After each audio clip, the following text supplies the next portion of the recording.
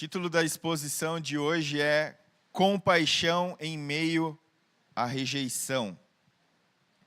Compaixão em meio à rejeição.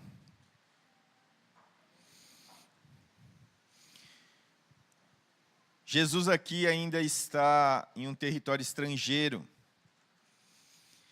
E ao mesmo tempo que ele está sendo rejeitado pelos líderes religiosos, os gentios buscam de todo o coração. Marcos ele coloca esse relato aqui intencionalmente, porque aqui é o fim da viagem em terras pagãs do Senhor Jesus. Ele quer, de fato, enfatizar a ação missionária do Senhor Jesus em meio aos gentios. E aí, então, convido você comigo a ler Marcos, capítulo 8, versículos de 1 a 13. Marcos, capítulo 8, versículos 1 a 13.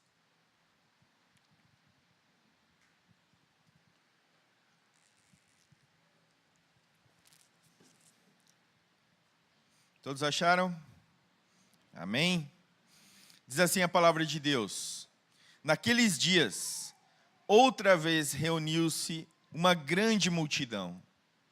Visto que não tinham nada para comer, Jesus chamou os seus discípulos e lhes disse: Tenho compaixão desta multidão. Já faz 3 dias que eles estão comigo e nada têm para comer. Se eu os mandar para casa com fome, vão desfalecer no caminho, porque alguns deles vieram de longe. Os seus discípulos responderam: Onde, neste lugar deserto, poderia alguém conseguir pão suficiente para alimentá-los? Quantos pães vocês têm? Perguntou Jesus. 7, responderam eles. Ele ordenou à multidão que se assentassem no chão. Depois de tomar os 7 pães e dar graças, partiu-os e entregou aos seus discípulos para que os servissem à multidão. E eles assim fizeram. Tinham também alguns peixes pequenos. Ele deu graças igualmente por eles e disse aos seus discípulos que distribuíssem. O povo comeu até se fartar. E ajuntaram 7 cestos cheios de pedaços que sobraram. Cerca de 4.000 homens estavam presentes, e tendo-os despedido, entrou no barco com seus discípulos e foi para a região de Dalmunata. Os fariseus vieram e começaram a interrogar Jesus, para pô-lo à prova. Pediram-lhe um sinal do céu. Ele suspirou profundamente e disse: Por que esta geração pede um sinal miraculoso? Eu lhes afirmo que nenhum sinal lhe será dado. Então se afastou deles, voltou para o barco e foi para o outro lado. Amém? Baixe sua cabeça, vamos orar. Bondoso Deus, estamos diante da Tua palavra e aqui queremos fazer desse momento um momento de aprendizado, onde seremos exortados, corrigidos, guiados para o centro da sua vontade. Que nós possamos, de fato, estar com os ouvidos atentos à tua verdade. E mais que isso, que nós não venhamos a negligenciá-la. Que ela não entre e nos traga conhecimento, mas ao mesmo tempo nos leve à omissão. Porque falta a nós zelo, amor pela tua verdade. Que nós sejamos, de fato, bons praticantes daquilo que nós temos ouvido, daquilo que nós temos lido na sua palavra. Nos faça agentes da tua misericórdia, da tua compaixão, do teu grande amor, levando adiante aquilo que nós temos aprendido do Senhor. Essa é a nossa oração no nome de Jesus. Amém. Uma mensagem central: a incredulidade é motivo de grande tristeza para Cristo e para os cristãos. Se eu fosse resumir essa exposição, seria assim, exatamente assim. Porque nós não podemos ver a compaixão e o amor de Cristo, até mesmo pelos incrédulos, e nós, como aqueles que receberam dessa compaixão e dessa misericórdia, além do nosso entendimento, com graça e misericórdia para a salvação, apenas vislumbrar sem viver, sem praticar, sem repetir aquilo que o Senhor Jesus faz. E é isso que nós vamos ver aqui. Muitos podem andar em meio às práticas religiosas, mas ainda os seus ouvidos estão surdos para o verdadeiro evangelho. Esse é o contexto anterior aqui. O finalzinho do capítulo 7 fala exatamente de um homem surdo e mudo. E a maior dádiva que nós podemos receber do Senhor é a capacidade de ouvir a mensagem do Evangelho. E não só ouvi-la, mas também arrepender-se e crer no Senhor Jesus. Aqui nós vemos então a compaixão do Senhor Jesus, porque no entorno, em volta dele, seus discípulos, há uma multidão perdida, que está se deleitando de estar perto, de ouvir, de participar, mas de não ser um discípulo genuíno. Isso traz tristeza ao Senhor e deve trazer tristeza a nós. Agora eu falo a você, quantas pessoas ao entorno da sua própria vida, que você ama de todo o coração, ainda está surdo para a verdade de Deus. E o quanto isso tem te incomodado, o quanto isso tem trazido a você preocupações sinceras a respeito da vida dessa pessoa. Porque nós sabemos o destino delas. E isso deve nos incomodar. Isso deve mexer com nossos corações, com as nossas emoções, sentimentos. Porque são pessoas importantes para nós. Nós sabemos que a salvação vem do Senhor. Mas nós nos acomodamos nessa verdade, porque há uma verdade também, para que nós possamos ir e fazer discípulos. Nós não sabemos quem são os eleitos do Senhor, mas nós sabemos com toda certeza daqueles que necessitam ouvir a verdade do Evangelho, de forma pura e simples. Que Ele veio, viveu entre nós e morreu pelos nossos pecados. Morreu para nos dar vida, e não uma vida que dura determinados anos, mas uma vida eterna. Então, diante dessa mensagem central, a incredulidade é motivo de grande tristeza para Cristo e para o cristão. Nós possamos tirar algumas lições aqui, e eu vou dividir em 3 pontos para a nossa edificação. O primeiro destaque que eu faço é bondade e compaixão. O Senhor viu aquela grande multidão que nada tinha para comer, mas estava ali. Jesus também sabia que a maioria daqueles que estavam ali eram apenas curiosos. Eles não tinham, de fato, direito de serem considerados discípulos do Senhor. Não obstante, quando ele viu aquelas pessoas famintas, necessitando de algo para o seu corpo físico, teve compaixão. Teve compaixão deles e disse aos seus discípulos: tenho compaixão desta gente, porque há 3 dias permanecem comigo e não têm o que comer. O coração do nosso Senhor e Salvador é sensível. E é revelado aqui nessas palavras. Ele se compadece mesmo daqueles que não fazem parte do seu povo, aqueles que não têm fé, daqueles que não se arrependeram dos seus pecados, daqueles que não confiaram no Senhor Jesus para a sua salvação.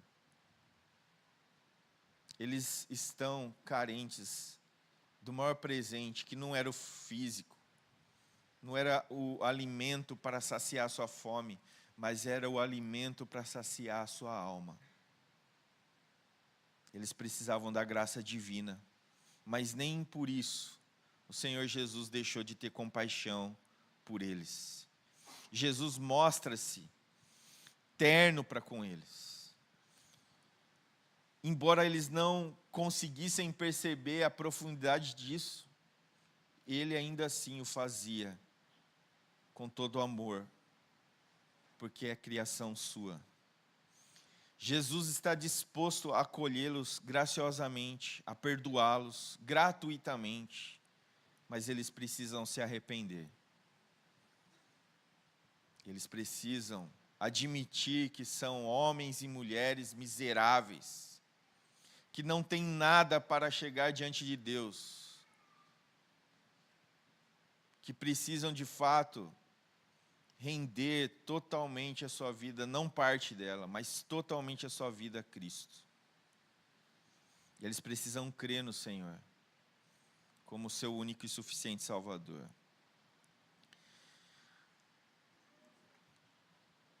Uma lição: evitemo-nos sempre de medir o amor de Deus por qualquer medida humana. Nós não somos capazes. Ele tem um amor especial.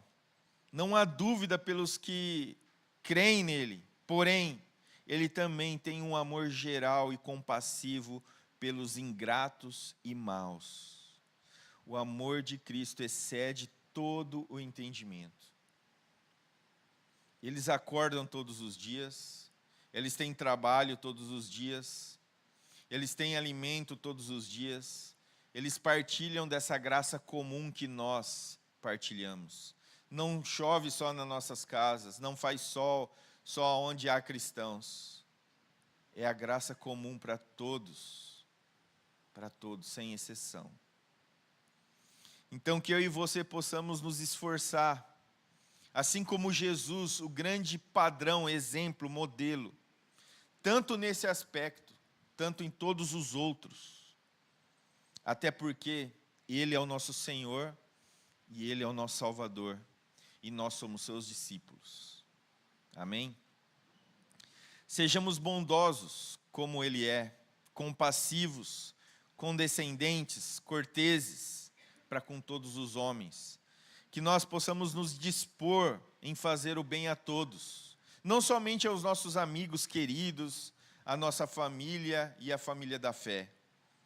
Que nós possamos colocar em prática a ordem do nosso Senhor Jesus, lá de Mateus 5, verso 44.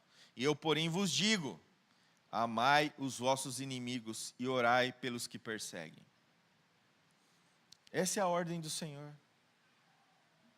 Ela é avessa aos padrões humanos e mundanos. Ela vai à contramão de tudo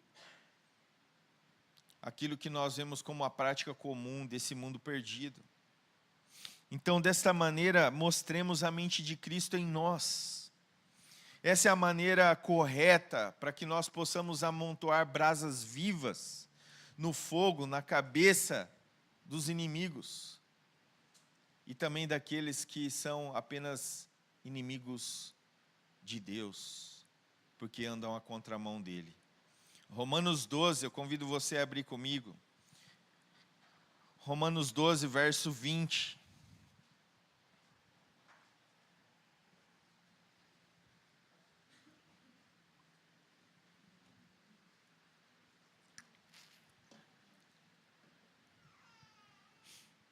Romanos 12, verso 20. Se o seu inimigo tiver fome, dê-lhe de comer. Se tiver sede, dê-lhe de beber. Fazendo isso, você amontoará brasas vivas sobre a cabeça dele. Se nós temos que fazer isso com nossos inimigos, quanto com os nossos amigos, que estão ainda longe do Senhor.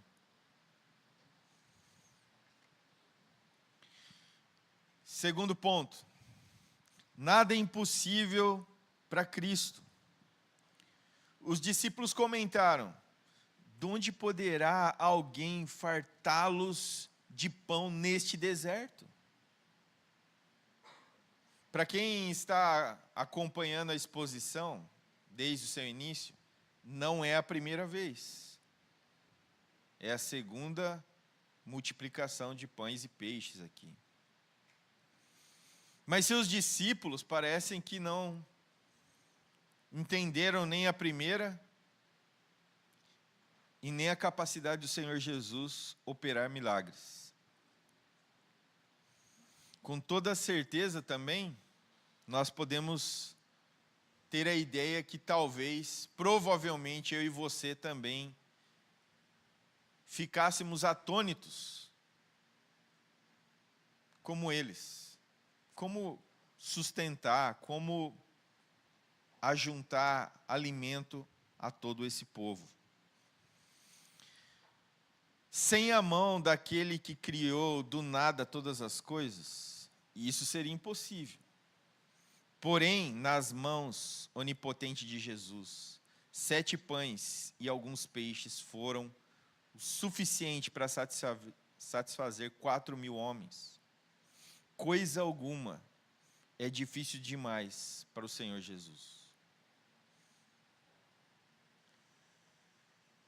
E Ele pode. Ele é o Criador de tudo e de todos. Tudo converge nele. Nunca devemos permitir a nós mesmos duvidar do poder de Cristo em suprir as necessidades, seja elas físicas, quanto mais as espirituais do seu povo. Ele tem pão o suficiente, ele tem de sobra. Nos 2 relatos da multiplicação sobraram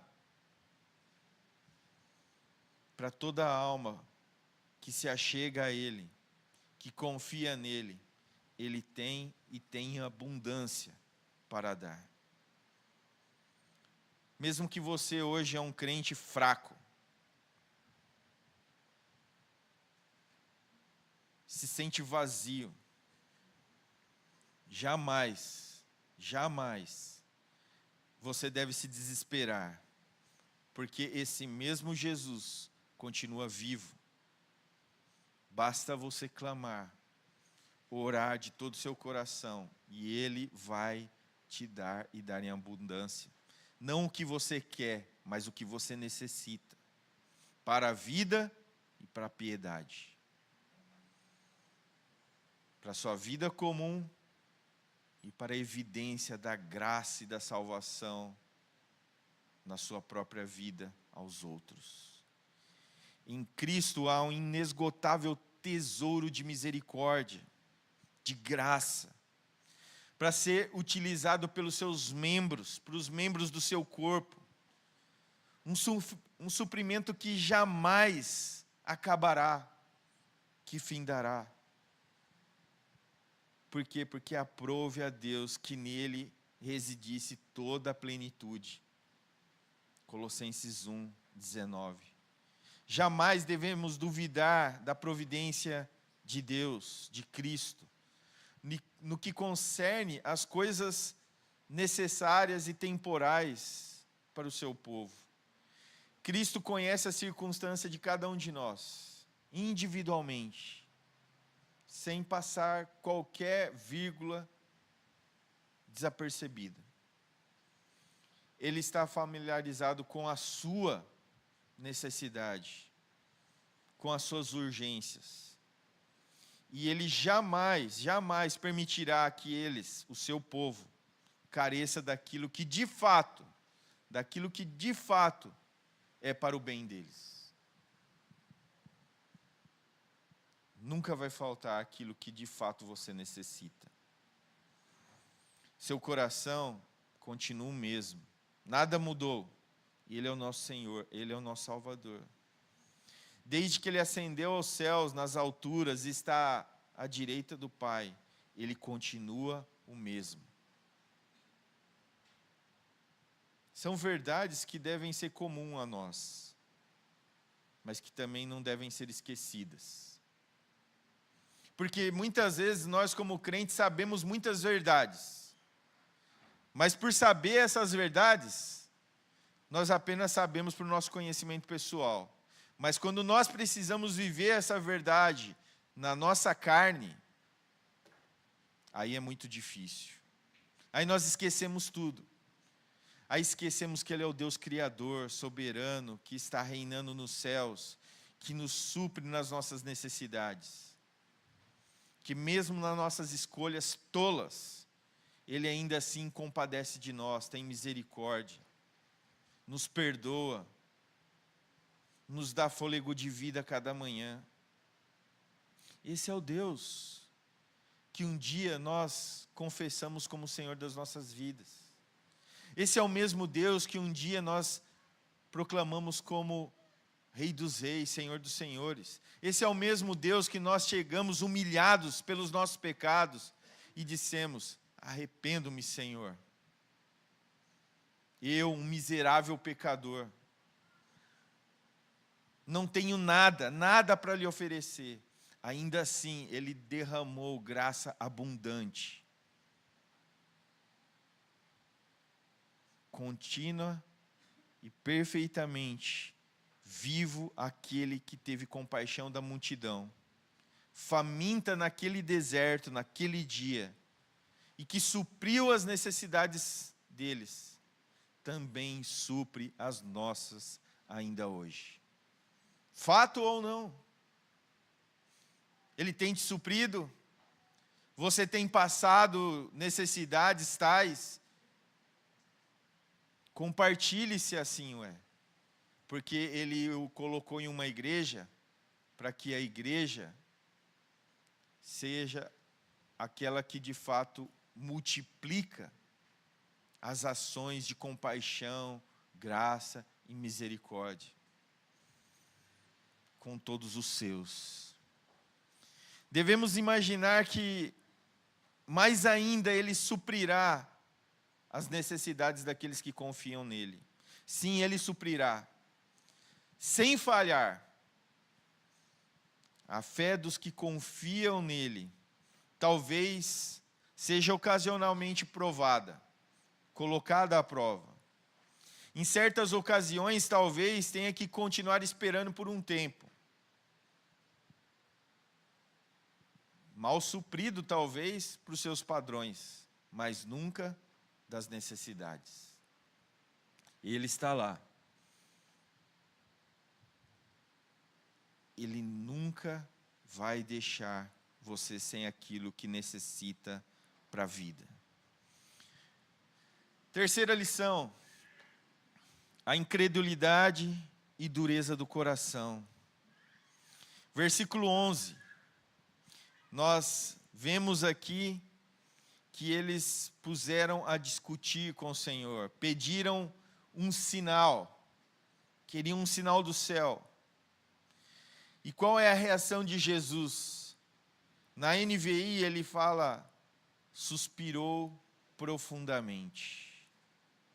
De fato existe aqui um profundo significado nesse momento a qual o Senhor Jesus suspira. Esse suspiro é o lamento por conta da incredulidade, daqueles homens ímpios, que traziam nas suas próprias almas a ira de Deus. Essa era a ruína deles, e o Senhor Jesus conhecia, porque Ele é Deus. Ele sabia de fato da dureza do coração daquelas pessoas, que indagavam e queriam um sinal, mas tantos já foram vistos por eles, mas eles querem mais, e se Ele assim o fizesse, eles queriam outros, iam continuar querendo, porque a dureza do coração deles não era capaz de mudar, porque eles eram homens e mulheres perdidos no seu próprio eu, no seu próprio egoísmo. E a despeito de serem seus adversários, Jesus não podia contemplá-los sem assim sentir tristeza. Quantas pessoas, talvez você já falou sobre o amor de Deus, sobre o Evangelho, sobre Cristo, sobre a sua obra na cruz, e parecem que estão completamente surdas, quando assim não tiram onda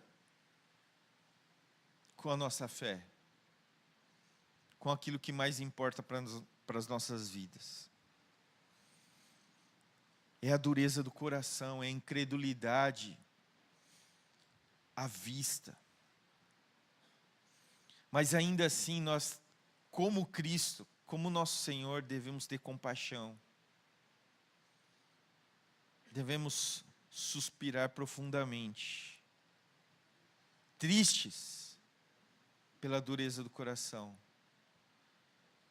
mas também com os joelhos no chão, para que a graça, a misericórdia de Deus os alcance.